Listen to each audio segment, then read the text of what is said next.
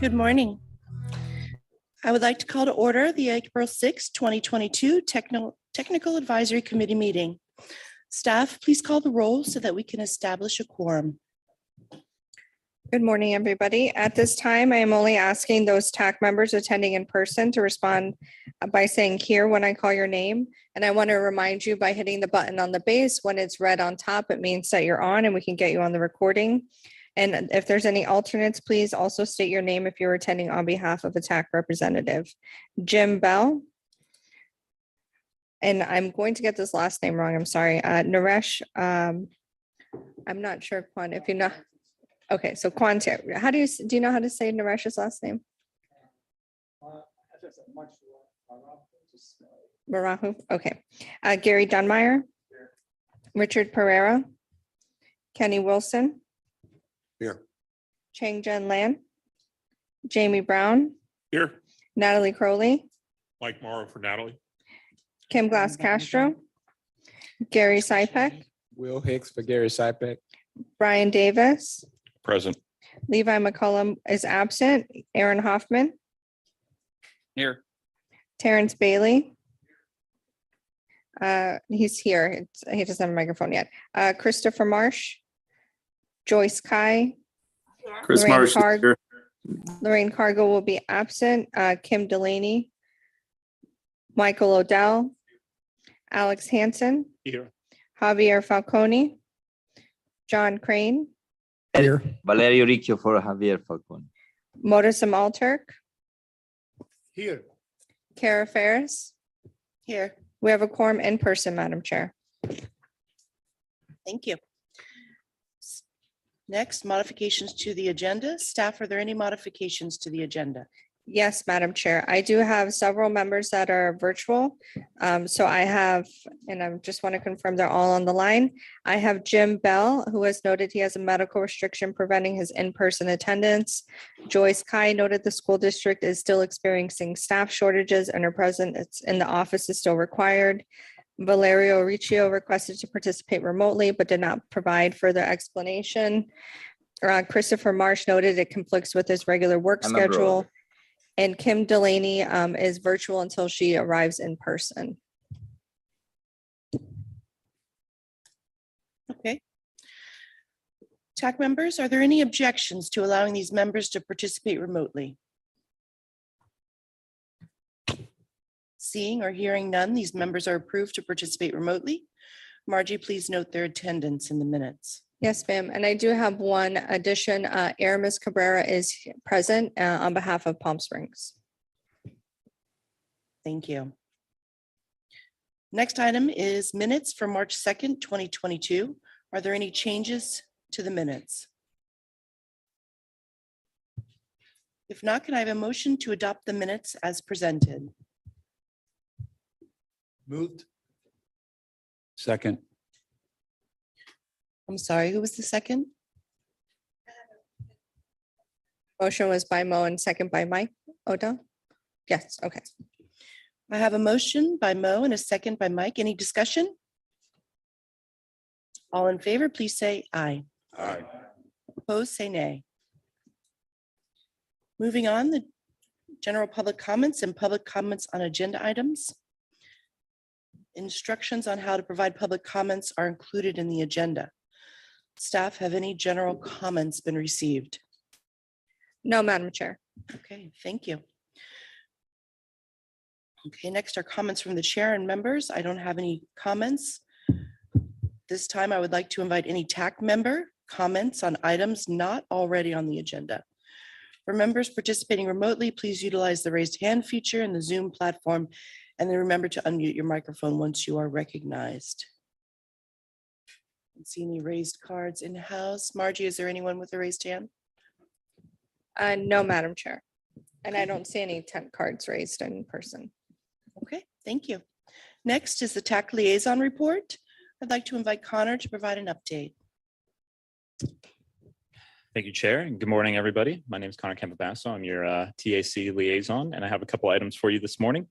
So first off, the TPA hosted a panel event on March 31st to discuss mobility and economic development trends. If you are interested in viewing that recording, you can visit palmbeachtpa.org/mobility panel.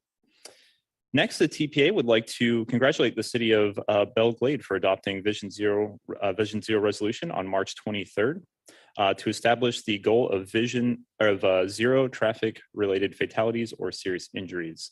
If you would like more information about the TPA's Vision Zero efforts, you can visit palmbeachtpa.org/safety. Next, the TPA would like to encourage local municipalities and schools to celebrate National Bike and Roll to School Day on May 4th. For more information and to register for the event, visit walkbiketoschool.org.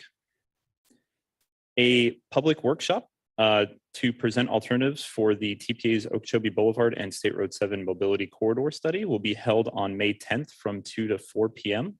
at the TPA office. For more information on that, you visit palmbeachtpa.org/Okie. The TPA is hosting a virtual Vision Zero workshop on May 13th, also from 2 to 4 p.m. To register, you can visit palmbeachtpa.org/VZ workshop. Next, the U.S. Department of Transportation announced a funding opportunity for 3 discretionary grants. First is Mega, Infra, and then Rural, with applications due on May 23rd. For more information on that, you can visit transportation.gov/grants. And last, the next TPA Governing Board meeting will be held on April 21st at 9 a.m., both in person and virtually. And those meeting details can be found on our website at palmbeachtpa.org/board. And that is all that I have. Thank you. Thank you very much, Connor. Staff, are there any public comments on this item? No, Madam Chair. And I did want to note for the record that CJ has joined us in person. Thank you. Do any committee members have any comments or questions on the liaison report? I don't see any raised cards, so we'll move on. The next are action items, and today there are no action items on the agenda. So we'll move on to information items. And the first one is the Brightline update. I'd like to invite Ali Soul from Brightline to present this item.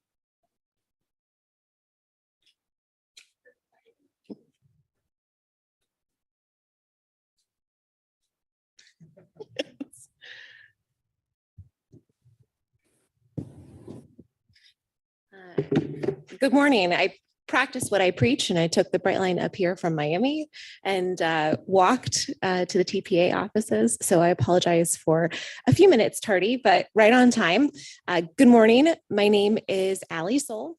I'm the Vice President of Community Relations for Brightline, and I'm thankful for the opportunity to update the board today on our progress and everything else new that we have going on. So I have a quick presentation and then I'm happy to answer any questions. So as most of you know, Brightline is the only privately owned and operated intercity express train system in the United States.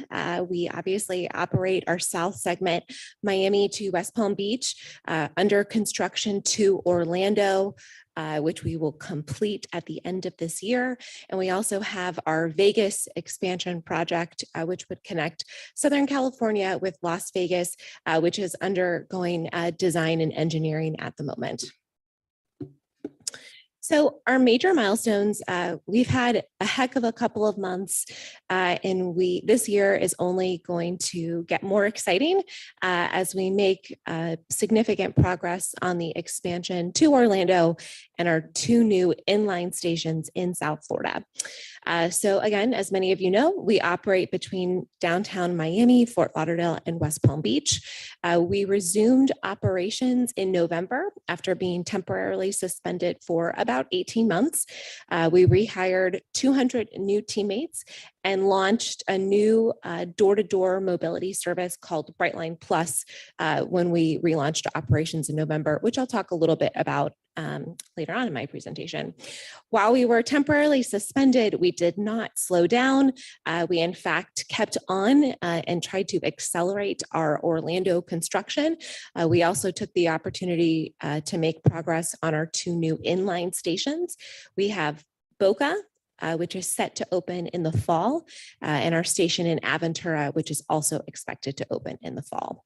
And then we are continuing our discussions with FDOT and the Central Florida community about a potential future expansion to Tampa that would include a stop maybe in the Disney Springs area.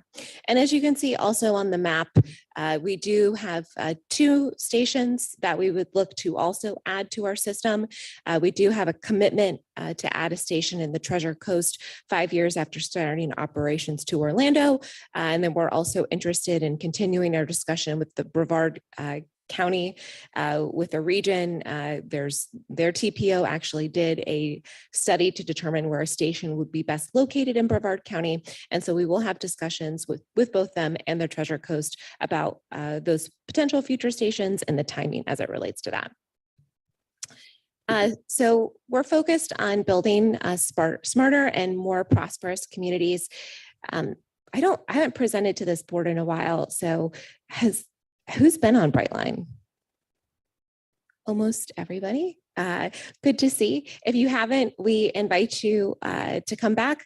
We invite you to visit us. Our stations are located in the downtowns of Miami, Fort Lauderdale, and West Palm Beach. Our station in Miami is located on the original site where Henry Flagler brought the rail down when he expanded the Florida East Coast Railway.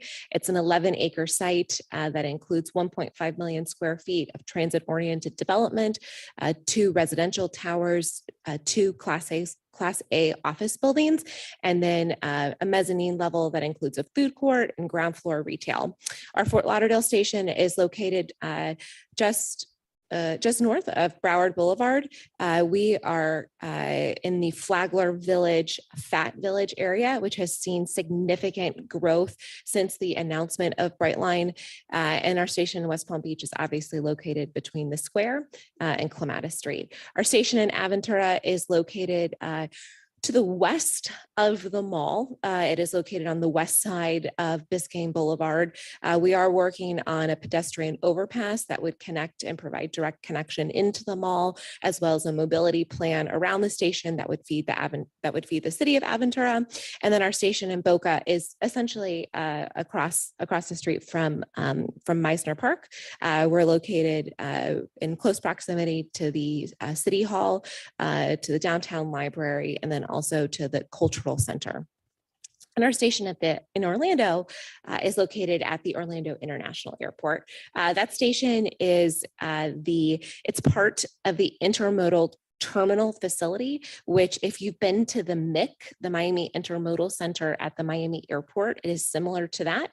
It has an automated people mover that connects it to the North Terminal, and it will actually be the hub of their new terminal that will double the capacity of the Orlando International Airport. There will eventually be about 120 new gates that are centered around that mobility complex. So that it's actually exists. Our office is located there. We are working on the build out of our station for the launch of operations to Orlando early next year. So Brightline Plus, I mentioned, Brightline Plus is our new door-to-door service that's powered by our app and supported by a fleet of almost all electric vehicles. So we launched this again in November, and essentially as a guest, you can book this service within 2 hours of your arrival or departure. And you can do it all through our app. And what we found while we were temporarily suspended and what we had heard and what we call Brightline 1.0 is that people love the Brightline service. There was just friction in how they got from their first destination to the station and then to their final destination. And as our president, Patrick Goddard, says, using our service has to be as easy as picking up the keys and getting in your car. Obviously, that's that's the easy part of your journey. The difficult part is when you get stuck in traffic, there's an accident on I-95, it's raining, you name it, we've all been there. And so what we're really trying to do, again, through our app, is you could go in and have a Brightline branded vehicle. It could be a private ride, which would be one of our Tesla cars, or you could reserve a shared ride, which is in a van, or an electric golf cart. The golf carts serve about 1 mile around our station. The vans and the Teslas are about a 5-mile radius. And so if you were at work, you could have one of those vehicles pick you up, take you to Brightline. And if you wanted to go to, call it Miami Beach for dinner, we would have a Brightline branded vehicle that could take you and do your entire journey. And so as we expand our system and add new stations, this platform will evolve based on what those cities have for existing services. And then again, what makes sense in partnering with the locals on other options to add. For example, Aventura just launched their freebie service, which is a fleet of branded Teslas that is on demand. So how do we work with them with that existing service to feed into Brightline? So phase 2, I've been with the company for a while now. And when I first started, even now, people are like, oh, Brightline, it's that train that's going to go to Orlando. And the answer is, yes, we're almost there. We're nearly 75% complete with construction. I mean, this is a close to $3 billion infrastructure project that is pretty significant. And I'll talk a little bit about what we're doing in our phase 2. But again, these are just some images of our construction, and everybody likes to see videos and progress. It's been a while since I've actually made it up to Orlando to see the progress. So every time our Orlando team makes this kind of this short info video, I'm just amazed by what's going on there. So I'm going to play that.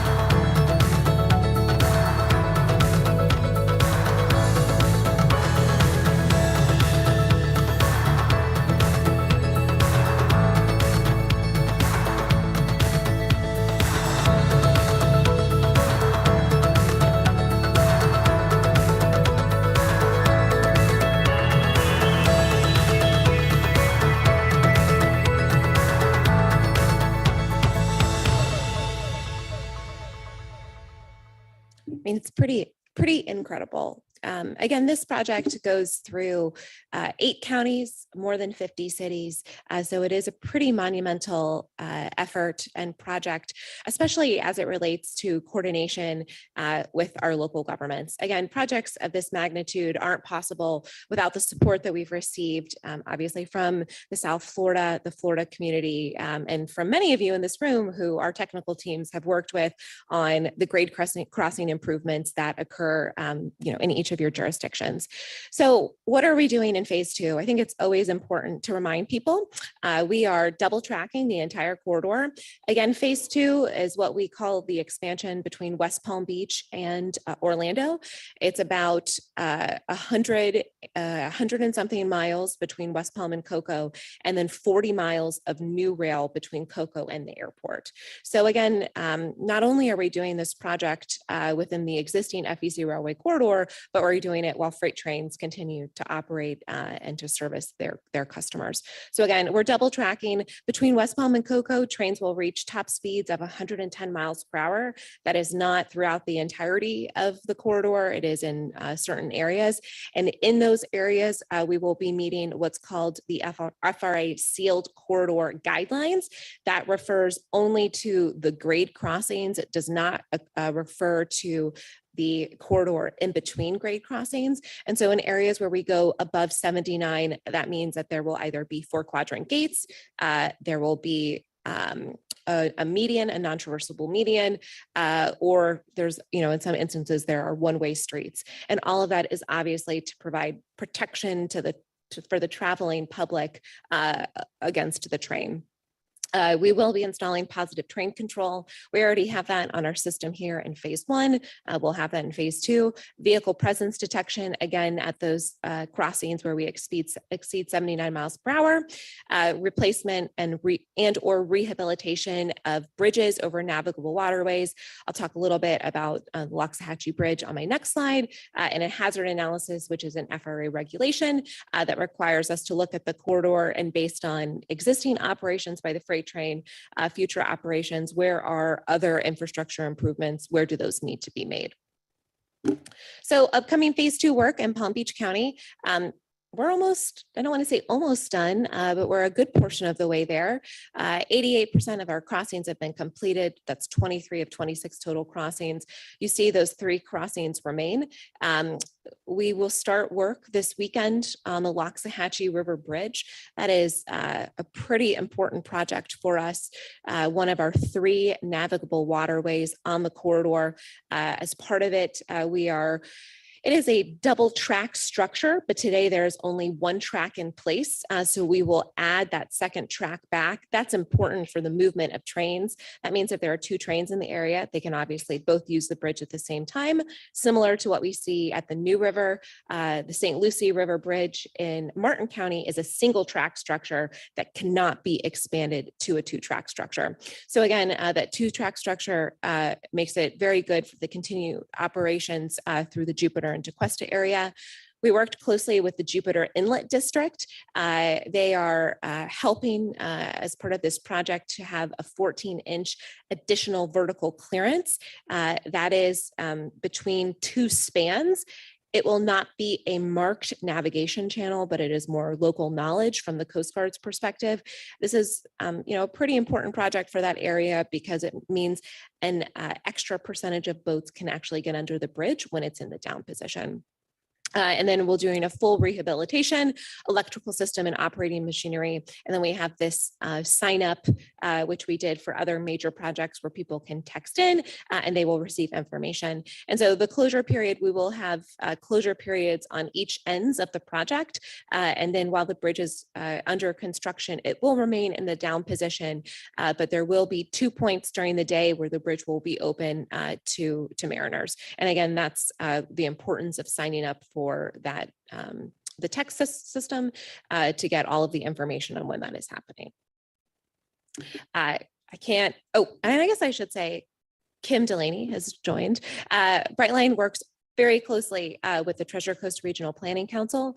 The Palm Beach TPA has actually brought on the Treasure Coast Regional Planning Council to help local governments with their quiet zone efforts. That's the #1 question that I think we get, and especially as construction starts wrapping up, citizens, the public is asking, when are those train horns going to go away? And so Kim and Brightline, we've actually been working closely with the Federal Railroad Administration. They came down several months ago, and the city of West Palm Beach actually hosted a quiet zone workshop that then included diagnostic field reviews that some of you in this room may have been a part of if you're in the phase 2 project. And so again, Kim will be leading that effort on behalf of the Palm Beach TPA.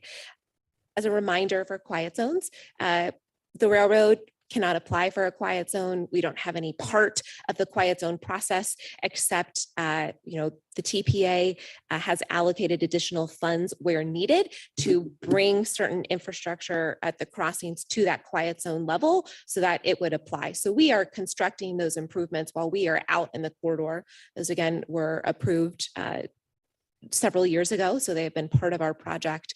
And then we provide obviously the information about our operations, and we work closely with our totally separate and distinct company, the Freight Railroad, on what their operations would be. All that information is put into what the FRA calls the quiet zone calculator, and then that is determined how the quiet zone actually comes to be. Then there is a notification period, but all of that cannot occur until Brightline is done with construction, and that includes the installation of the signal system within the corridor, which is pretty much one of the last things. So Kim and I have been trying to work on our messaging with the TPA, and it's good to set, I would say, expectations for the public that quiet zones probably will not be operational until around the time that Brightline begins operations to Orlando, if not a little bit after. And again, all of that will be based on Kim leading this with obviously significant input from the Federal Railroad Administration.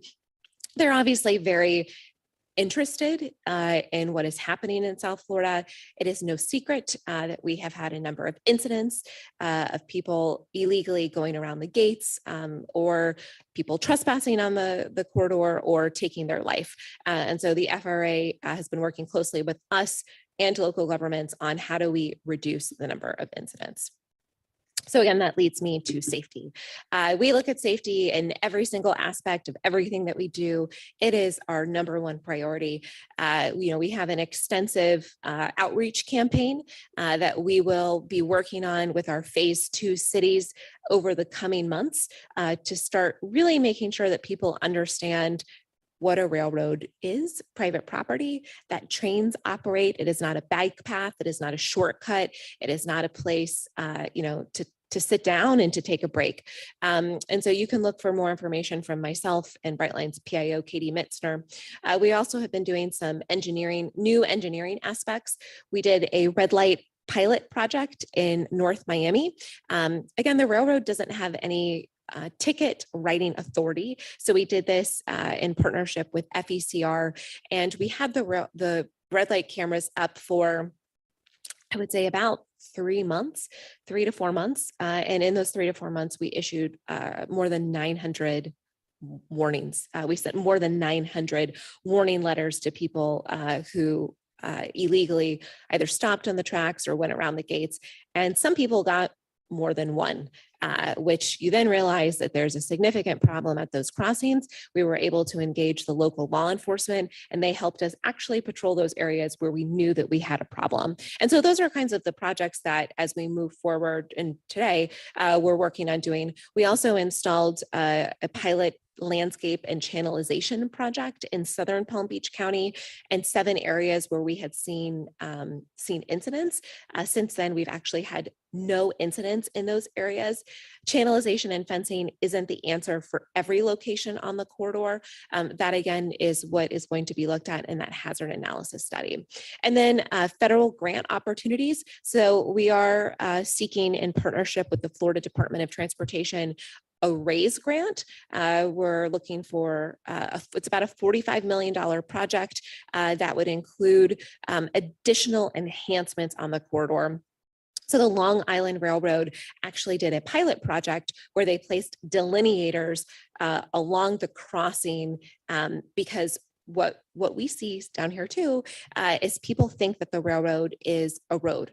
And many times we have people who turn on to the road because their GPS tells them to turn left or right. They get confused or they're not familiar with the area. And so these delineators would actually help and tell people, this is not where you're supposed to turn. Do not turn here. So we would be looking at delineators, additional signage, and then additional landscaping and fencing along the corridor. That concludes my presentation. I'm happy to answer any questions. Before we start questions in-house, staff, are there any public comments on this item? No, Madam Chair. Okay. And looking around for raised cards, I see Mo has his raised. Mo, you have questions? Thank you. Great presentation. Thank you for that. It's exciting. I have a lot of questions and comments, etc. But I understand that I need to limit that. So I'm excited a little about door-to-door service. I understand if I missed something, correct me, that service will be offered within 5-mile range from the station, right? That's correct. And you will be utilizing Teslas. Yeah, so we have different levels of service. So the Teslas and the shared vans are within a 5-mile radius. The electric golf carts are about a mile. Awesome. So are you going to be charging for that, or that will be? So Complimentary. today, I don't think we're charging, but we will start to introduce charging for the Teslas and pricing potentially on the shared vans. We do anticipate that the golf carts will remain complimentary for the time being. So if you charge them, that will be competitive with what Uber or the other services will be charging. That's correct. Yeah, that's interesting. So when are you going to be deploying this in West Palm Beach? It's a little hard to hear you. When are you going to be implementing this in or providing that service in West Palm Beach? Today, it was launched Already? in November. Yep. Oh, awesome. And I will say we worked very closely with Alex and the team at West Palm Beach to actually help us do a little bit of rerouting, a pilot project for the rerouting of the perimeter road to make sure that we were, had a good movement of vehicles and keeping everybody safe. How much do you charge now for the service within 5 miles? I think it's 10 miles one way for the Tesla. 10 miles? I thought there Oh, $10. Sorry, $10. Okay. Wow. That's interesting. Thank you. How about the stations that you are building? I thought there was consideration for a station in Palm Beach Gardens. Is that out now, or it's still on the run? So I will say that I think the proper way to look at that is that Palm Beach Gardens would like to have a passenger rail station. In fact, I was on a panel with Vice Mayor Reed where she talked about the planning that was going into there. Brightline has no plans today to add any additional stations in Palm Beach County, Broward, or Miami-Dade. We are considering a station at Port Miami, but that's still under consideration. So I would say that any future stations will be evaluated from a ridership perspective. Obviously, the more stations that you add, the more time that you add to the trip. We have to be shorter, comparable to getting in your car to make people want to take that journey. But I would say that all of those conversations, will continue to happen in the future. Are there any plans to add residential and or office developments next to the station in Boca, like we do everywhere else? Today, the only project that we're working on in Boca is the parking structure in the station. Thank you. The last question is, when do you anticipate service will be commissioned to Orlando? So right now, our target is early 2023. It's really difficult for us to give an exact date because once we complete construction, there's a pretty rigorous certification process that's done by the Federal Railroad Administration. It's not 3 months, it's not 6 months, right? It's when we meet the certification process, we can launch. And we feel confident, obviously, that we can work with them to hopefully launch operations as quickly and as safely as possible. Thank you. Obviously, I have a lot of more questions, but I'll yield the floor for others. Thank you. Thank you. Jamie? Good morning. What was the time frame? You mentioned the 900 citations that you guys had sent out. What was that time frame? It was about three to 4 months, and we 3 to 4 issued 900 plus warning letters. Wow. Okay. Yeah, I thought I heard that correctly. Yeah. Thank you. Aaron? I normally don't speak at these meetings, but you gave me purpose. I noticed in your second slide, you mentioned a new station at the Port of Miami.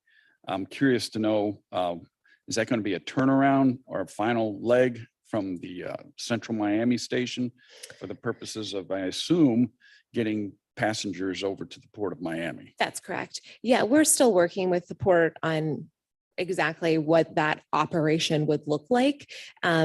Because our downtown station is, less than a mile away from there. That's and it's in an right. elevated structure, right? So it would definitely be a defined service that, as you said, really is targeted to delivering passengers to the Port Miami. That's quite an investment for just going a couple miles, huh?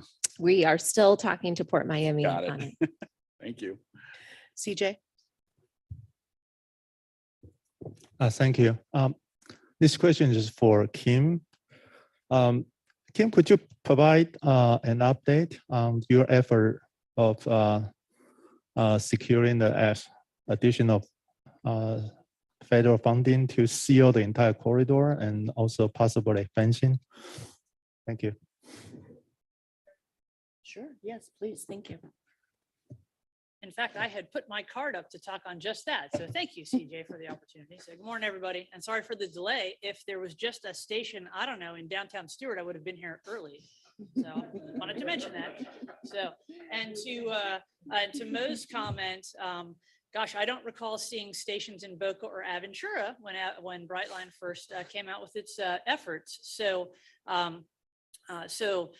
really strong land use planning and market opportunity in those two locations enabled the construction of those stations to move forward. So in a city like Palm Beach Gardens, that opportunity, I would just suggest from a land use planning standpoint, continues to exist as the city invests in mobility and makes itself a competitive destination. So I just wanted to throw that out there in the land of optimism. So that said, thanks CJ for the opportunity to chat for a couple of minutes about quiet zones and safety improvements. In fact, I was in a meeting yesterday with DOT Central Office and District 4 talking about just those improvements that CJ mentioned. And so as Ali noted, there's an effort underway for FDOT to take the lead to identify additional safety infrastructure along the corridor. And that effort is leading towards the submittal of at least a first federal funding application to install supplemental safety infrastructure. Now, CJ, I don't want to suggest that all the infrastructure necessary to achieve a fully sealed corridor in the way we evaluated it in the field is going to be included in that first, what I think will probably be a first grant application. But that application is looking to add additional trespass mitigation. As Ali mentioned, FRA came down and did a town hall on, actually they've done 2 town hall webinar type presentations, one in September of last year and a second one about 6 weeks ago, focused on trespass mitigation and the improvements necessary to further discourage trespassing. And so with that, FDOT has been working pretty extensively across the state with a focus though in South Florida and Central Florida, where we have our 2 passenger rail operations, to identify additional equipment, additional infrastructure to discourage trespassing. That additional infrastructure is comprised of things like fencing and bougainvillea, right? Hostile landscaping, so that fencing is less likely to be cut once it's put in, because there's other measures to discourage you from doing that. Additional pedestrian sidewalks, as well as signage and gates. Some additional exit gates, and that was the missing piece that we talked about in the field. There are about, I think, 16 locations in Brightline Phase 2 that either have 2 or 3 quadrant gates, but they don't have 4 quadrant gates. I think some of those gates will be evaluated as part of this first federal grant application, but I think the additional ones will likely be identified over time. And so that effort is underway. A couple of local governments have reached out to the council to ask for assistance to develop grant applications to pursue trespass mitigation infrastructure. We don't have to do that at the local level. DOT has stepped up, and DOT is going to do that at the state level. Particularly, this is for Riviera Beach, Terrence. And so that effort is underway. What I wanted to mention with respect to quiet zones is that through the council's agreement with the TPA, we're going to be adding some additional outreach to local governments, kind of in the subject of quiet zones and safety infrastructure and trespass mitigation. So we'll be adding a monthly written update that will kind of cover all of those different topics collectively for updates to elected boards and to residents. I get a lot of inbound calls on quiet zones and train horns, and that's just fine. I'm the point of contact, but I think it's a little easier from a regional perspective if we have a regular written update that gives folks that information. And so we'll begin that work My goal is to get something out in the month of April. So you'll have a first written update that you can kind of send folks to. So at least all that information is pulled together and there's a consistent document you can reference with respect to what Brightline is doing, what's the TPA doing, what's DOT doing, where are we in our quiet zone establishment process, what other activities are taking place. So that's our goal, is to just create that consistent information so folks have a place to look for that. So I wanted to mention those things with respect to CJ's question and update. The other thing to just to ask local governments, and I have this for the most part, but we were asked yesterday by DOT to assemble a list of the key contact person individually in each local government who should be the go-to person for kind of rail related matters. And I think I have that, but you'll see correspondence from me following up to confirm. When we send information out as an agency, I kind of like paper the city sometimes. So we try to send correspondence to the city manager, the city attorney, the planning director, the public works director. But that's a hard group to organize. And so DOT has asked, as it carries its work forward, for us to have a single point of contact that's really that go-to person in each local government, just to make it a little easier to administer. So you'll see me following up for that, to make it, to kind of get a core group that DOT will rely on going forward for kind of all things rail. And then that group would be reaching out to others within their organizations, to carry out work as needed. So I just thought I'd mention those things, and happy to answer other questions if there are any.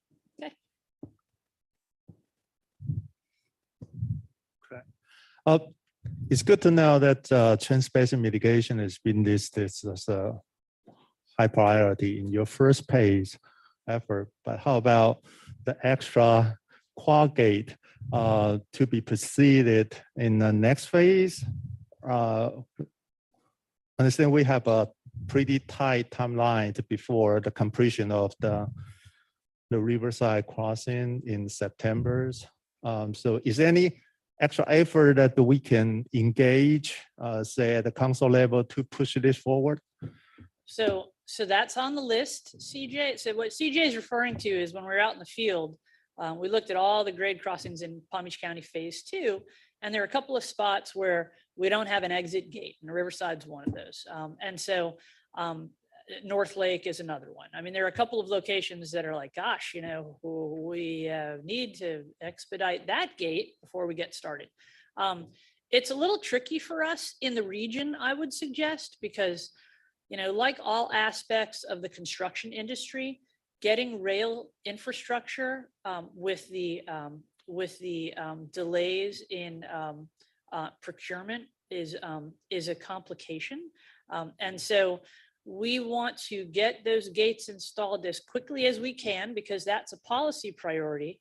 We also have a train project that's been under construction that's working towards opening service in January. And those two things might not be on a completely consistent schedule.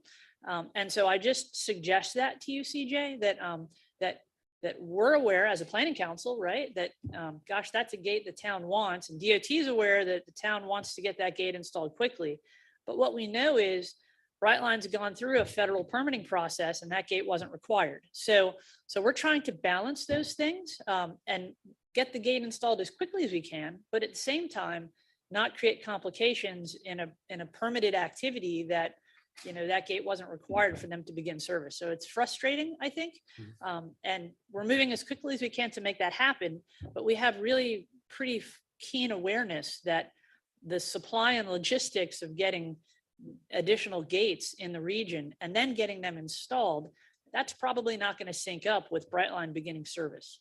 So that's just a point of awareness. So among the activities that we're going to also coordinate, and I should just mention this, and apologies for the breadth of information, but there's kind of been a lot going on. One of those things is increased law enforcement activity. There's a challenge in ticketing folks on the corridor. So when the gate starts blinking red, it's actually a red light. And what drivers interpret it as is, the light's blinking, I better speed up and get across the track, right? And that's actually not how it works. So when the light starts blinking and the gate is activated, it's a red light and you are supposed to stop by all of the traffic laws. We don't have consistent enforcement of that And so that creates a challenge in the region. So there's a couple of things we can do to make that a more overt conclusion for drivers. One of those is, in our opinion, complete streets traffic calming improvements around the grade crossings, because we have a roadway network where we have east-west traffic and people are hustling through the region, and darn, they're going 35 or 40 miles an hour. And now that pesky gate started blinking and they got to slow down. And we don't have a roadway network that communicates that. And so there's an opportunity to add raised crosswalks, to add raised speed tables, raised intersections, splitter islands, curb extensions, and other traffic calming infrastructure to communicate to drivers, you should actually be going slower for lots of reasons. You're in a neighborhood and PS, there's a railroad grade crossing coming up, so we want you to slow down. That's one layer of conversation that's underway now, right? Which is looking at complete streets, traffic calming improvements, maybe finding federal funding to fund those things out of a different pot of funds, because it's rail safety infrastructure now. It's not just making neighborhoods safer, which is a high priority. It's this extra priority. That's one piece of information. The second is the conductors can't issue tickets when folks are trespassing in the corridor. Only local law enforcement can issue tickets. And we don't have consistency in that in the region. And so one of those efforts that we're trying to coordinate early is, and it's not necessarily popular, so I'll just say that initially, but ticketing folks that are trespassing in the corridor is a way to communicate that this is an illegal activity. And so one of those areas that we're working with the state on is organizing a law enforcement working group to work on ticketing folks, at least giving warnings, if not citations, when they're trespassing in the corridor. And that means when the gate starts blinking and starts going down. Advancing that work before the train starts running is a better way to get more consistent results over time. So CJ in particular at Riverside, for example, where we know we have that exposed exit situation, and it's kind of weird because it looks like you can get through there. You know, that's an area where, for example, in Jupiter, we might need to have message boards up early, like 3 months before the train starts running, and maybe some warning citations getting, you know, issued, because it's a lot of regular drivers in that condition. It's a neighborhood that's getting out for morning rush hour, for example. So that's just food for thought, something to bring back to the town. I'll be following up on that. But I think that's a meaningful solution to a situation where we're not going to have capital infrastructure in place when we'd like to have it, which is yesterday, right? Or at least when the train starts. That's it. If I may add two things. Mhm. Thank you. So I do want to emphasize a few things, and I will be brief because I know other people have their cards up. Kim touched on a really good point, which is Brightline has went through a 5-year environmental impact process. And then that was also done in conjunction with the Florida Department of Transportation and local governments on determining what infrastructure is needed at every single grade crossing. So every single grade crossing in phase 2 has gates, has lights, has bells, has whistles, has the infrastructure that is needed to protect a motorist or a pedestrian from the train. Remember, these are public roadways crossing private property. The infrastructure is not there to protect the train. It is there to protect the public from the train as they're using that public infrastructure. So if there's not a 4-quadrant gate, there is a gate that is there to warn people that they should not be circumventing the gate when the lights are red and the train is blinking. And I think that what we continue to see, we had an incident earlier this week. And again, even taking a step back, trespassing and these types of incidents, it's a national problem. It's not a Brightline problem. It is a national problem. Unfortunately, Brightline has just seen a high number of illegal activity around the corridor with people making the decision to circumvent the infrastructure and or sadly, to take their own life, on the corridor. And so we continue to see individuals who deliberately circumvent the infrastructure. In fact, we had, again, one incident this week where there was a car that was stopped and another car went around the car that was in front of them to go through the grade crossing infrastructure. I mean, and that is brazen, it is dangerous, and that person was lucky to walk away. And so I think that we all do need to think of it as a layered approach. Like Kim said, it is not a railroad problem, but it is a community problem. And how do we work with our community partners to try to reduce or eliminate, if we can, these types of incidents. That's done through outreach with the school districts, outreach with local governments, with law enforcement, as Kim said. And I would give a shout out to Lake Worth Beach. I know the Palm Beach Sheriff's Office Department in the city actually did a blitz. I think it was maybe a couple weeks ago, where they issued about 200 citations over a week period. Don't quote me on those numbers, but you see, when law enforcement is realizing that it's an issue, and the proof is in the pudding, more or less to be said, that when they're going out there and actually observing and enforcing, people are still making these decisions. Thank you, Ally. Alex? Just a comment, I guess, for Kim and the Brightline team for future design and the timing of the arms and the gates when they go down, is also to look at the timing that it takes a pedestrian to actually walk through the entire crossing area, because we still have an issue on Clematis, the one here, in which, and that one we have 3 tracks, so it's actually wider than most of them, but there's not enough pedestrians maybe already within the right-of-way area, may be past the first gate, and then the arm starts going down, and oftentimes people are not able to get out on the following arm before it goes down. It has happened a few times. Is because they go down too fast. There's not enough time for people to cross the entirety of the tracks between the time they start going down and the time they're down. So it's just something to keep in mind. We may time it for vehicles, but maybe sometimes we're not timing it for the speed of pedestrians walking.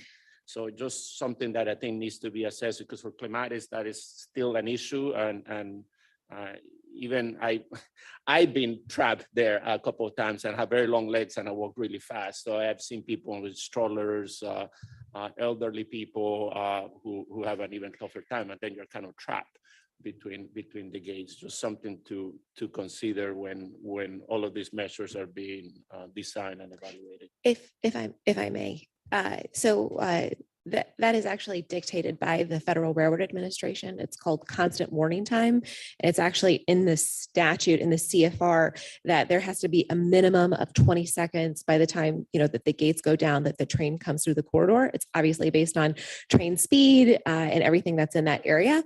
I'm happy to take that back. This is not the time from when the gates go down to the train arrives. This is the time between when the first warning starts to the time the arm is down.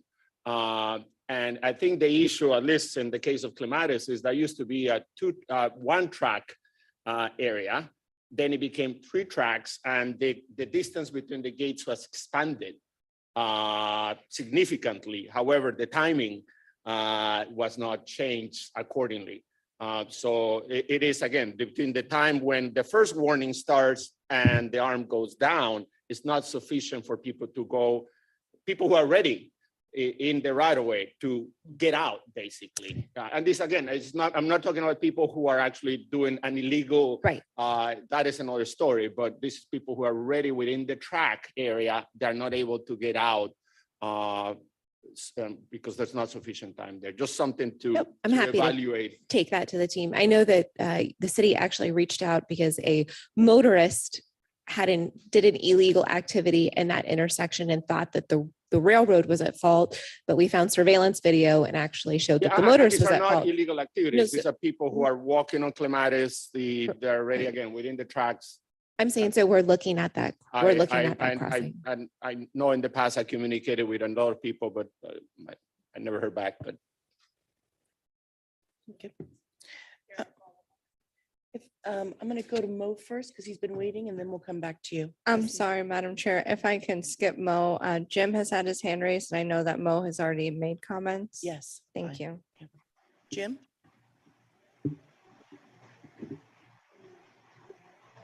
Yes, Jim Bell with the City of Boca. We currently have a transportation demand management plan that we're trying to implement with the Brightline station in Boca.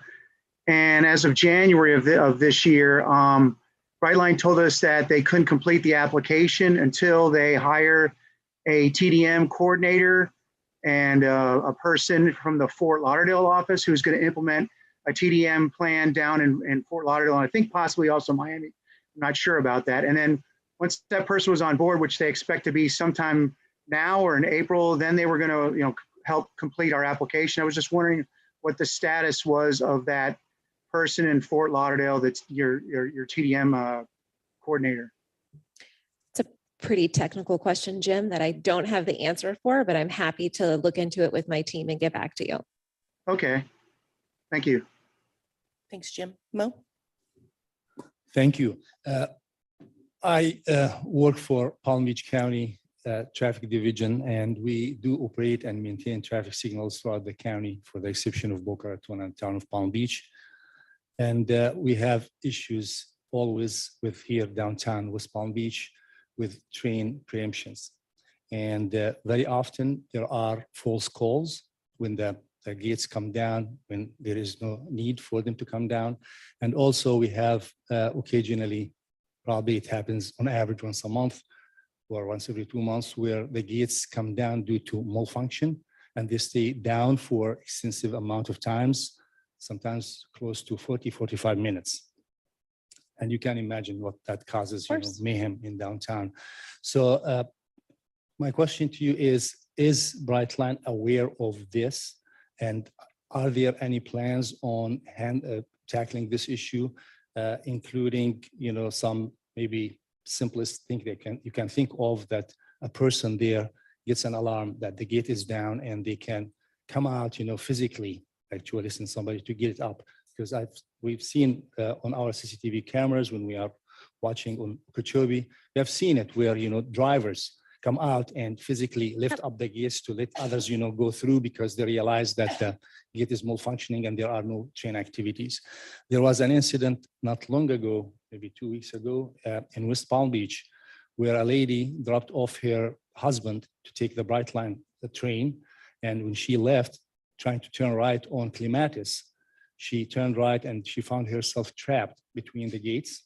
Right, that's because she illegally stopped on the tracks. I understand. I don't So want that is the incident that I'm the referring point that I to. want to bring up is that it turned out that alarm and the gates came down unnecessarily. So the issue is that we want to make sure that there are no unnecessary gates coming down.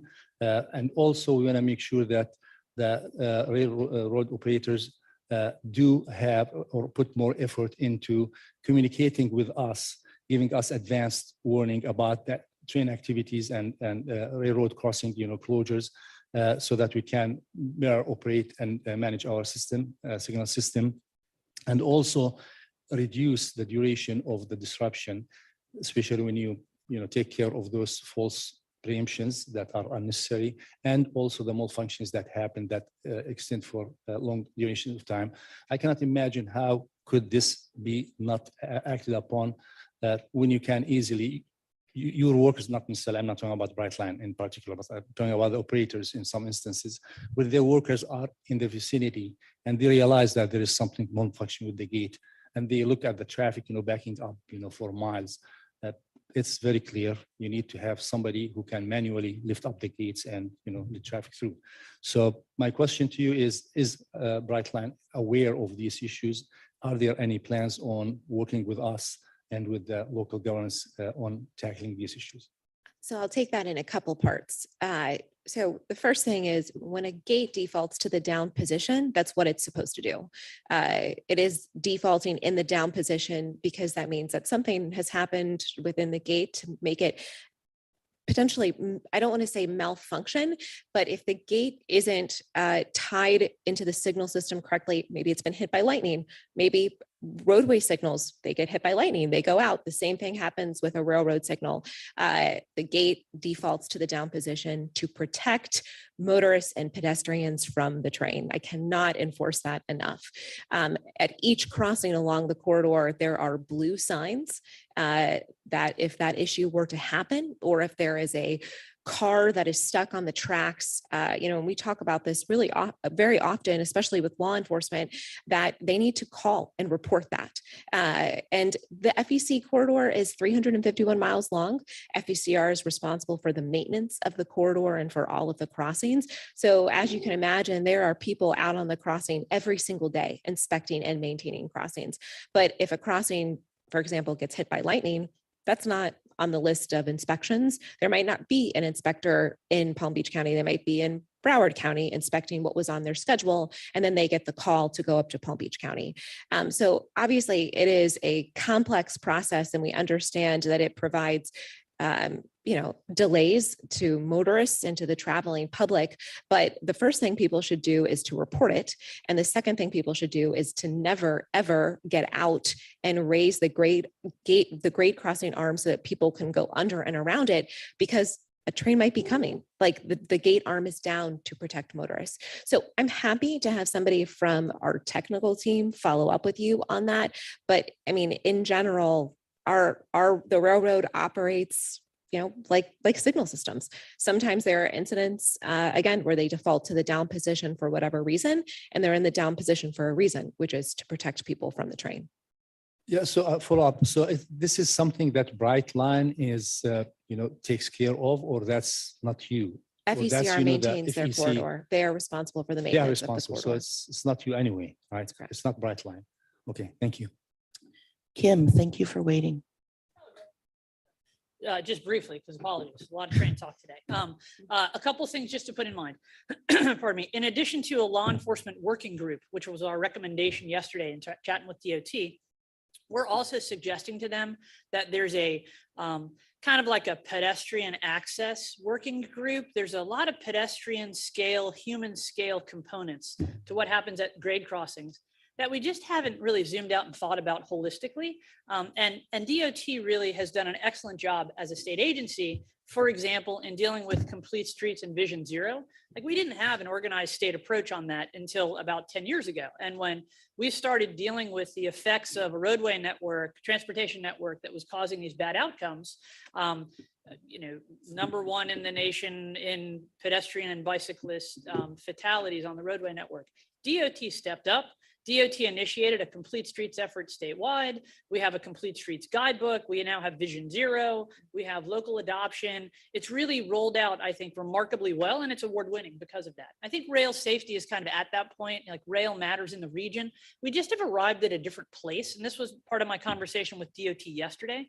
So some of the nuances of how the rail corridor exists in our very urban region, right, with a very complex roadway network, we just haven't had a chance to zoom out and really understand that. So for example, Alex, the things you mentioned with respect to the timing of the gate going down and pedestrians getting across, we have a typology of conditions. We have these very urban conditions like downtown Clematis, and we have very suburban free flow conditions like Donald Ross, for example. Those are very different kinds of grade crossings, but they're kind of evaluated with the same filter. So we haven't had a chance to break that filter down yet.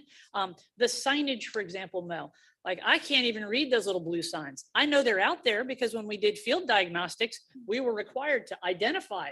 I was like, oh, wait a second, what did that sign say? Oh, good, I can kind of see the number, and I have reasonable vision. So we have a signage condition that isn't really overt and perhaps functioning as well as it needs to. We have the opportunity for additional signage. There's been suggestions by some TPA board members that, it's not enough to say trains may be traveling in excess of 80 miles an hour. That's not scary enough.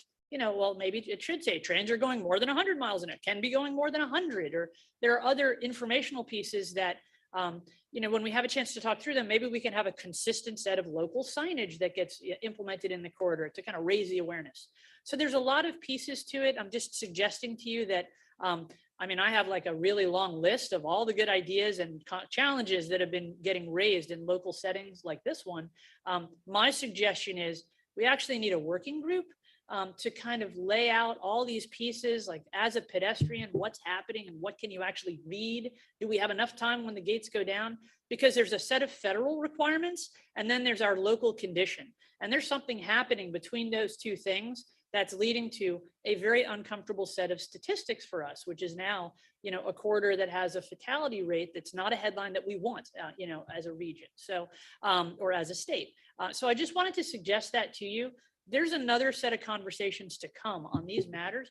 I certainly don't have the answers. I have a long list of subjects though, and there's more that are going to come. So I think that's something just to anticipate. So in your local governments, as you see those challenges, if you can kind of keep that laundry list of things, there's an opportunity for us to work together to get a fairly well-established set of brain power to analyze what we have and come up with a consistent set of solutions so drivers understand what they're supposed to do and have more awareness. And hopefully we have a better condition. And Brightline's part of that. Brightline doesn't want to get the headlines that we have. Nobody wants those headlines. So, so that effort is kind of part of what I think we're going to be trying to organize. And DOT is 100% in as the state agency responsible for transportation safety and needs to be, right? We haven't had that consistent approach yet. So that's all in the works. I just wanted to mention that to you. Okay. Okay, thanks. All right, thank you. Thank you. This is conference of overturned traffic division. It's great to learn that people have so many. You just have to turn on your microphone and pull it towards you. Thank you. Good morning. This is Kwan from City of Overturned Traffic Division. It's very interesting to hear there is a lot of discussion about railroad crossing because we're going to have a new train station in the downtown Boca Raton. So people from that station need to cross the railroad track in order to go to downtown. I think that, we're probably going to see the similar situations like West Palm and other locations. However, I'm assuming that you guys have a technical guidelines just from, maybe Federal Railway Administration, like how to calculate the warning time, the clearance time. So with that said, our traffic engineers could pretty much trust you guys, expertise, like how to set up timing and for the railroad crossing. Yes. Right, that's I great. I'll say there's, nothing that Brightline or FECR does on the railroad is an opinion, right? It is 100% based in fact and the regulations that we are required and obligated to meet and that are then verified by the inspectors that are out in the corridor every single day, making sure that everything's working the way that it's supposed to be making. So, again, Brightline went through a rigorous environmental impact study process to determine what kind of infrastructure was needed at every single grade crossing.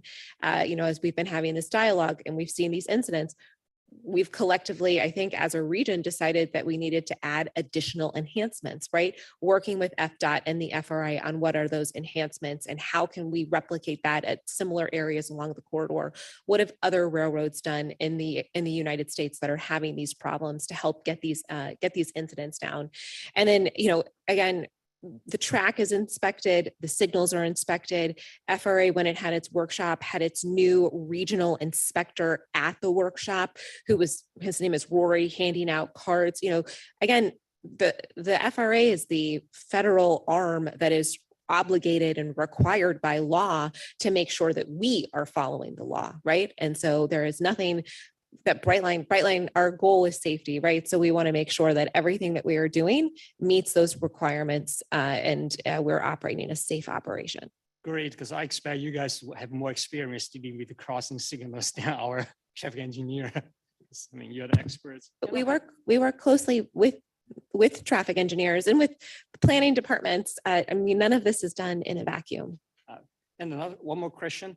I know in this country, the last mile is always a gap for transit system. So it's great that you guys offer feeder system around the station. Right now, I think the service line is pretty connecting several major airports in the state, including Miami-Dade, Fort Lauderdale, West Palm, and Orlando, eventually the MCO, Orlando International Airport. I was wondering, are you planning running a fixed schedule service between the train station to, Fort Lauderdale Airport or West Palm Airport? So people, when they make their trips, they can expect, I can land in Fort Lauderdale because there is always going to shuttle bring me to the train station. If it's like an on-call service, you may end up getting there, then all the vehicles are out of bounds, there's no vehicle there for availability. So that's actually a great idea. And the short answer is, so soon we're actually already offering it, but we will be formally announcing it. We do offer shuttle service every time a Brightline train arrives. And as you know, they operate hourly in Miami and in Fort Lauderdale to provide a shuttle service, a van service to the airport. We do not offer a van service from the airport to Brightline, but we offer a shuttle service from Brightline to the airport. And that's something that we're going to be highlighting over the next couple of weeks. I think it would probably be a good idea for you guys to talk with the municipalities or, Palm Tran or Broward Transit System and see if you can do some collaboration efforts. Definitely. I mean, we've definitely talked with Clinton and his team. Absolutely. Thank you. Archie, do we have anyone online that wishes to speak? I have no more hands raised online. Okay, I don't see any cards raised. Thank you very much, Ally. Appreciate the information. Thank you. So I think that's the end of the next is item B, which is the long-range transportation plan update. I'd like to invite Connor to present this item. Hello and good morning again, everybody. Thank you for having me. I wanted to do a quick presentation just to give you a rundown of where we're at with the LRTP process. As you know, we just adopted one not too long ago and we're starting that process again. So, but before we get into that, I did want to highlight our core products. So we do have 3 core products that are federally required for us to do in order for us to receive our funding allocations. So starting off with the shortest one, which is the UPWP, that is our Unified Planning Work Program. That's our financial document. You all may be familiar with this. You just saw the first draft of it not too long ago. And that is a 2-year program, and that's updated every 2 years as well. Next is the Transportation Improvement Program, our TIP. That is a list of funded projects that we have over the next 5 years. And that's updated every year. So come this summer, you'll be seeing an update on that. And last, we have our LRTP. Now, the LRTP is our long-range transportation plan. And that's required to be a 20-year plan and to be updated every 5 years. Here at the TPA, we do an additional 5 years, and that totals a 25-year long-range transportation plan. And we do that for a few reasons. One of the more major reasons is we coordinate a regional transportation plan with Miami and Broward, and their plans are 25 years. So to sync them together, we also do a 25-year plan. So moving into what an LRTP is, it's kind of a large planning document, but I've tried to summarize it as best I can here. So first off, it maps out the future state and federal transportation investments within Palm Beach County. It also serves as the foundation for the development of the Transportation Improvement Program. So that's, again, that's that 5-year funding document. It reflects the region's goals through a project prioritization process. And the financial component also guides how the plan can be implemented. So as I mentioned earlier, the 2045 plan was adopted not too long ago, back at the end of 2019. And that plan had again, a 25-year planning horizon. So that brought us to 2045. It defined the priority pedestrian and bicyclist corridors in the county. It also established the 561 transit corridors plan and established performance measures and targets, as well as outlined the TPA's funding programs. Now, moving into the 2050, which is going to be this newest update, there's some federal guidance that we like to that we must follow, and that is the Code of Federal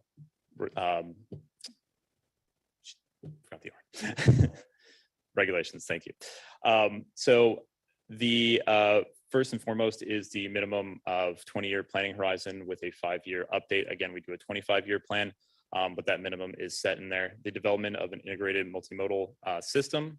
It also has to include the operational and management strategies for the plan, congestion management process, an assessment of capital investments, transportation and transit enhancement activities, environmental mitigation activities, as well as a financial plan. FHWA has also updated their planning emphasis areas. So there's some new areas this year, as well as some ones that have carried over from previous updates. So the first one is tackling the climate crisis. Next is equity and justice 40. Next is the complete streets. There's a public involvement section, DoD coordination, as well as MA coordination, planning environmental linkages, as well as data and transportation planning. So what would we like to answer with the new update? So first off, what will 2050 populations, employment, and travel look like? What is our vision and how will we measure performance? What is our needs and priorities for the region? What would we like travel to look like? How will we pay for it? And finally, how will we implement it?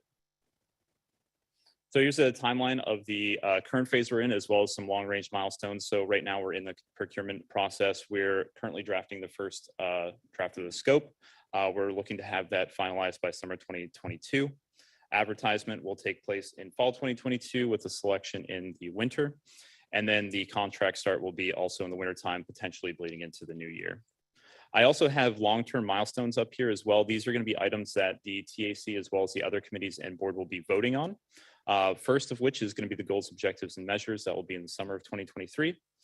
Cost feasible plan in spring of 2024, and then the final document for approval in the winter of 2024. That being said, we're also going to be doing a variety of updates to you all throughout the process to get your input on things. This is just the first of those presentations. So although there's only going to be 3 that you'll be voting on, actually there might be a 4th, but we'll be doing a variety of presentations to you all throughout the entire process. So before I close, I also wanted to bring up the regional transportation plan. I mentioned that earlier in the presentation, but this is that coordination of the LRTPs between Broward and Miami-Dade, and as well as Palm Beach County. Right now, we're working with them to go through the procurement process. We just wrapped up the scoping, and now Miami-Dade is leading the procurement process. So we're kicking that off. That's going to lead us through till the end of 2022. We're trying to have that done a little bit earlier, but we have it set for the end of 2022, and that will start to correlate with the LRTP planning process as well. With that, I'd be happy to take any questions. We're also looking for any input you'd like to see in the scope, since we're going to be going through that scoping process till the end of the summer. So thank you. Okay. Staff, are there any public comments on this item? No, Madam Chair. Oh, I'm sorry. I was looking at the online. I do have Khurshid with his hand raised. Okay, Khurshid. Kashid Mayuddin with Palm Beach County Planning Division. Federal requirement to have it updated every 5 years. It does not require that you need to move your planning horizon. And I'm saying that if you are going 30 years from now on, first of all, in modeling terms, the farther you go into the future, the error exponentially increases. Mean you have much less confidence in the model the further you go into the future.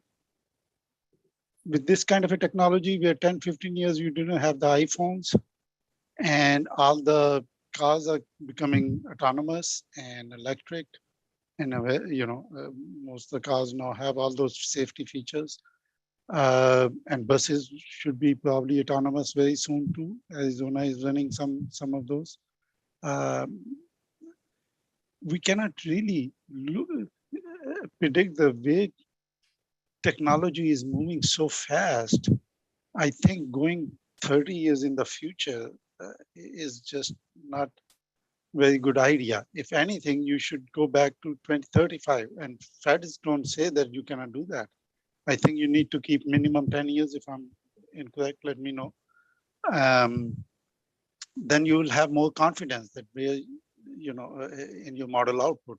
Otherwise, model output doesn't really mean anything. In 30 years, there will be 40,338 cars. I mean, hello, it just doesn't mean anything. So that's my comment, to move the planning horizon time closer, not further. If anything, if you don't want to do that, you can still update your 2045, not go to the 2050. That's it from me. Sure, so I can address that.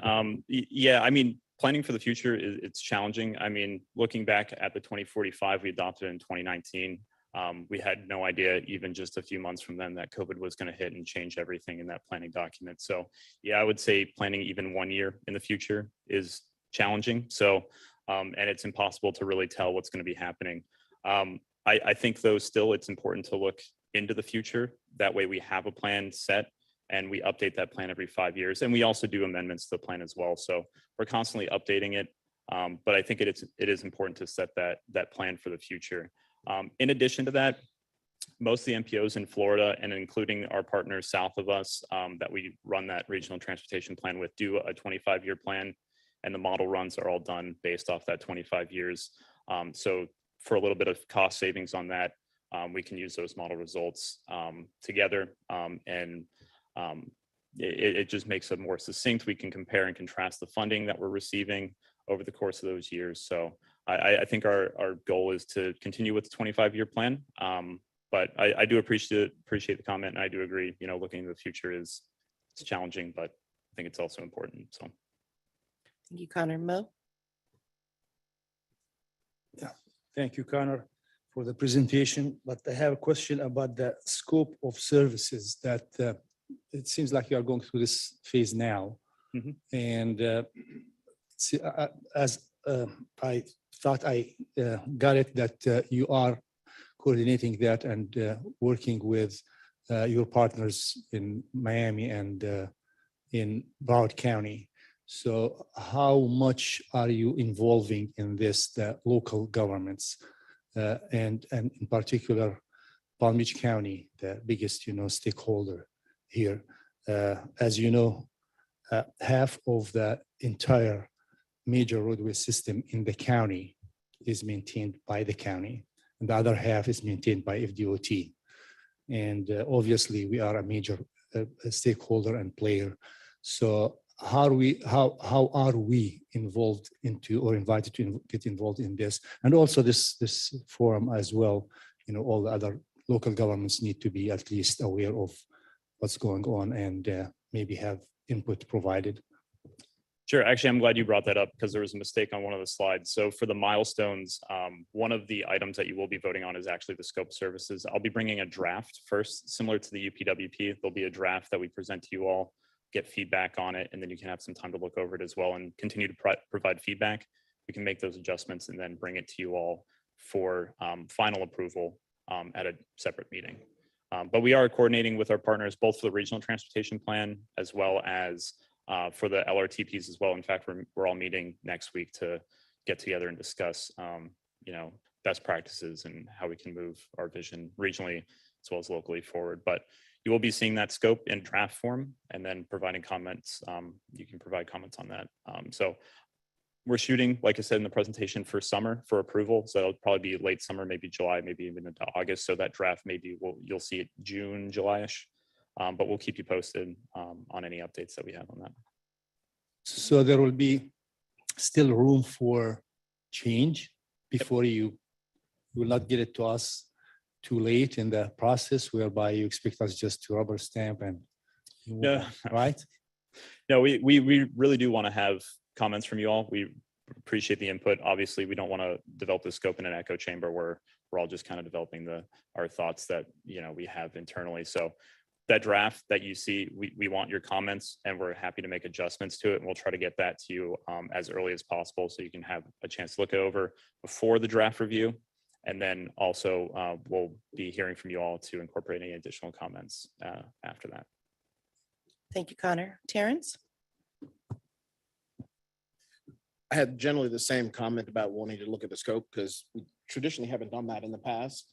And we've gotten halfway through the LRTP process and have questions, little things, and say, oh, well, that's not in the scope for the consultant. To your point, this year, as someone who was still going to work every day during the crisis, I can tell you I was the only car on the road coming out of Wellington, going to Riviera Beach for 4 or 5 months. And something that we may never have contemplated before, that we probably need to, is what if we just ask every government to go on remote work, how many hours a week would they need to allow their staff to work from home? to where we can maintain level of service and not put one more dime in expanding our roadway network. There's a number out there. Is it 4 hours, 10 hours, 18 hours? Similarly, if we ask the entire industry in Palm Beach County to do the same, there's a number out there, 6 hours, 8 hours. If everybody worked from home one day, we could save billions of dollars and just go into a maintenance program for our infrastructure. We would never have contemplated that in 2019 because we saw it in 2020. It was real. Like there was nobody on the road. You could get anywhere you wanted and actually be on time for those of us who were critical and had to get to work. I think that is something that we probably need to seriously look at. And it dovetails into complete streets, not allowing cars to dominate every conversation and every dollar that's invested in our infrastructure. That is really, I guess, I believe this will allow us to begin to make that turn for everything we've been talking about over the last decade that we've never been able to get any momentum on of prioritizing other modes of transportation other than single occupancy cars. So I'm pretty passionate about getting that in the scope and talking our way through as this group, the technical advisory committee of what does it look like when we stop adding lanes when there are much more cost-effective ways to get to the same goal of having a prosperous economy without spending that kind of money. And I think the LRTP is the appropriate place to begin that conversation. So I have some good news. So not only in the LRTP, but also the regional transportation plan, one of the model runs that we're going to be doing is a remote, it's not called remote work, but it deals with employees working remotely, remote health services, things like that. That's going to be a separate model run. We're not entirely sure what that's going to look like yet. We're going to be working with the consultants to figure that out, but that is something that we're also very passionate about, and we want to see what that looks like. What happens if X amount of jobs go fully remote? What happens if some jobs are partially remote, and how many, what does that look like for infrastructure? So it is something that we're going to be looking into. If you have any detailed input that you want to provide, we're more than happy to hear that from you. So, but it is, yeah, sorry. I was going to say, unfortunately, it does keep dollars out of downtowns. And so there is an economic development detractor. We all know what's happening to downtowns over this era. So we have to also weigh that. But again, none of these are unknowable, right? It's just a matter of, and we will not be the first entity that's had to look at this. I'm sure every economic development board in the entire country has been, teasing through information on how you create this appropriate balance of returning people to downtown without reinstituting the congestion in the parts of downtowns that people don't like. So just something to keep in the scope, and I'm glad that scope will be here. Hopefully we'll be able to, between now and then, you will have had time to see what best management practices are out there that we may be able to get to some minimal level of understanding of what our options are and how we may be able to advocate for that reality as opposed to just continuing to throw money at this problem. Thank you, Terrence. Kwan? This is very good information. I have one suggestion and also one question. Juan, I'm sorry. Can you just bring it closer for me? Thank you. Thank you. Yeah. Thanks for the good information. I have one suggestion and also one question. My first suggestion is about the LRTP plans for every 5 year. Can we just do a certain comparison every 5 year, like what we are new added and what we are deleted in the next round, so we know is this reflects our development trend and it makes our community better. Sure. So we do look at those updates. One of the federal requirements is that every 5 years we update the LRTP. We do compare and contrast trends that are happening, projects that are done, projects that haven't been completed yet. We actually break it out by every 5-ish years in the LRTP. But it is something that we consider, and we are federally required to update it every 5 years. So, and actually, throughout the process, every year we're constantly evaluating and taking a look at the LRTP through our transportation improvement program process, through our UPWP. So, yeah. I think it's more interesting to see why some projects will be removed in the new plan. Yeah.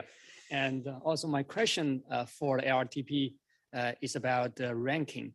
All the projects in the future 30 years is more like a wish list. Mm-hmm. We do need to come up with a cost feasible plan and do some ranking about the projects. So can you briefly explain what's the process or what's the methodology to, to convert the needs plans, from needs plan to the cost feasible plan? Sure. So there, I mean, I can't really speak on what was done for the 2045 necessarily. I would have to lean on potentially Andrew to do that. For the new plan, that's one of the things that we're evaluating. How we're going to get projects, where those are going to come from, how many of those projects they're going to be, and then fairly and potentially even geographically equitably distributing those rankings across the county, making sure that everybody is getting projects in a fair amount of time. What that's going to look like, that's not really going to be written into the scope. That's going to be something that we're going to be working throughout the process on with the consultant firm. And that's, again, something that we're going to be bringing to you all to get your input on as well. So unfortunately, for the 2050 plan, I don't really have an answer just of yet, but that is going to be something that's going to be brought and kind of worked out through the process. And again, something that you will all have your input on. Anyone? I Oh, just see sorry, Alex.